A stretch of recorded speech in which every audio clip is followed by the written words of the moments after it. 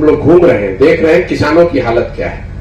तो पहले तो आप ये समझिए कि यहाँ किसान है कौन। बिहार में ये समाजवाद के नाम पर शासन करने वाले 30-35 साल से जिन सरकारों ने शासन किया है, इनके समाजवाद सोच के बावजूद आपको जानकर यह आश्चर्य होगा कि देश में भूमिहीनों की संख्या सबसे ज्यादा आज बिहार में है। रूरल बिहार में, ग्रामीण बिहार में करीब करीब 60% लोग ऐसे हैं जिनके पास एक धूर जमीन नहीं है, और बिहार के स्तर पर यह आंकड़ा है करीब करीब 55%। मतलब 55% बिहारियों के पास 1 इंच जमीन नहीं है।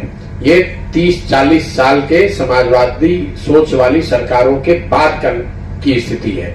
देश में आंकड़ा क्या है? देश में करीब करीब 38% लोगों के पास जमीन नहीं है, लेकिन बिहार में यह संख्या करीब करीब 60% है। इसीलिए हम लोगों को इतनी बड़ी संख्या में आपको मजदूर दिखते हैं।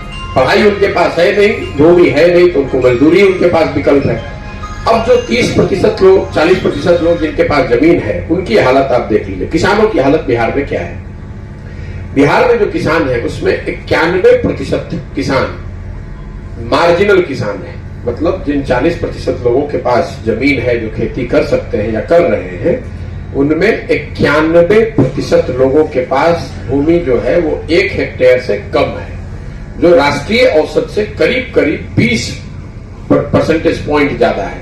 राष्ट्र मतलब देश के स्तर पर 1 हेक्टेयर से कम मालिकाना हक वाले जो किसान है वो 70-72% है, और बिहार में वो आंकड़ा है 91%। तो बहुत छोटे किसान है यहाँ पे। एक वो समस्या है। अब उनके पास जो खाद बीज की बढ़ी हुई लागत है, अगर वो लागत जरा भी बढ़ती है तो उनके लिए खेती जो है वो लाभदायक पैसा नहीं है।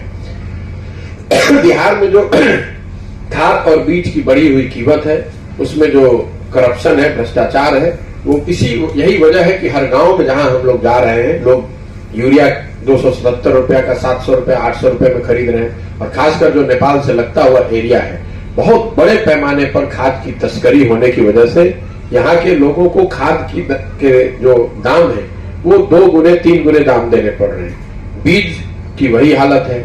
इसके अलावा चूंकि नहरों, सिंचाई की कोई व्यवस्था है नहीं, जो नहरों की व्यवस्था यहाँ पहले से बनी हुई है वो भी ज्यादातर नहर रख रखाव के अभाव में या तो बंद पड़ गए हैं या उससे समुचित सिंचाई नहीं हो पा रही।